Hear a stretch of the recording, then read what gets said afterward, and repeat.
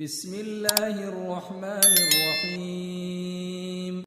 الرحمن علم القرآن، خلق الإنسان علمه البيان. الشمس والقمر بحسبان، والنجم والشجر يسجدان.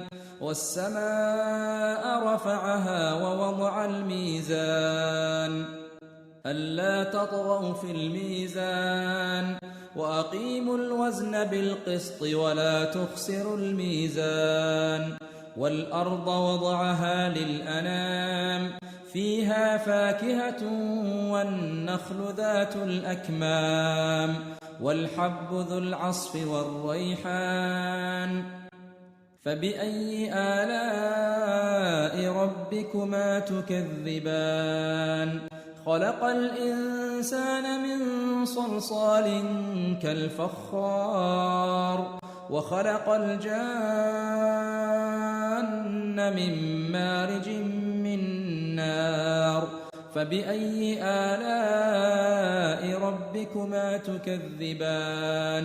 رب المشرقين ورب المغربين. فبأي آلاء ربكما تكذبان؟ مرج البحرين يلتقيان بينهما برزخ لا يبغيان.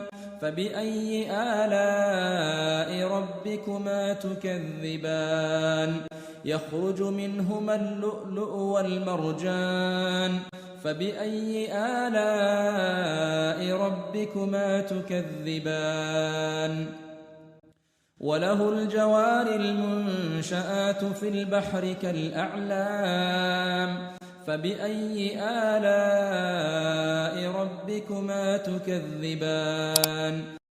كل من عليها فان، ويبقى وجه ربك ذو الجلال والإكرام. فبأي آلاء ربكما تكذبان؟ يسأله من في السماوات والأرض، كل يوم هو في شأن. فبأي آلاء ربكما تكذبان؟ سنفرغ لكم أيها الثقلان. فبأي آلاء ربكما تكذبان؟ يا معشر الجن والإنس إن استطعتم أن تنفذوا من أقطار السماوات والأرض فانفذوا لا